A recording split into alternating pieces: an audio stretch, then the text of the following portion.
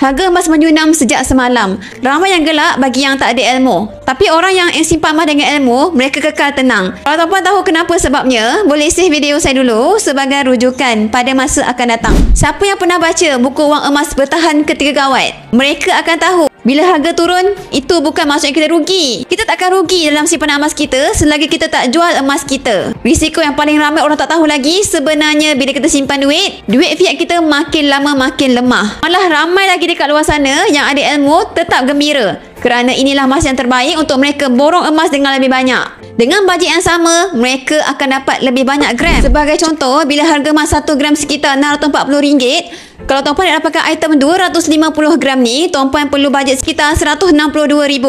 Tapi bila harga emas jatuh 1 gram sekitar RM590, tuan-puan hanya perlu bajet sekitar RM148,000 sahaja untuk dapatkan item 250 gram ni. Nampak tak? Tuan-puan boleh beli item yang sama dengan harga yang murah. Saya ingat kembali tahun 2021. Pada masa tu 1 gram sekitar RM304. Tapi telah pun jatuh 1 gram sekitar RM250. Masa tu ramai yang menyesal beli. Ada yang berhenti terus membeli emas. Tapi sekarang bila tengok harga emas sekitar RM600, mereka menyesal sebab tak beli secara konsisten dulu. Hari ini walaupun harga emas telah pun jatuh 6%, tapi dia masih lagi harga yang tertinggi sejak 3 tahun yang lepas. Sangat jarang berlaku bila harga emas jatuh mendadak seperti ini. Tapi tuan-puan simpan emas untuk jangka masa panjang, trendnya tetap akan menaik. Jadi buat apa kita nak bimbang? Kita bukan simpan emas hari ni nak jual besok, nak jual bulan depan, nak jual tahun depan.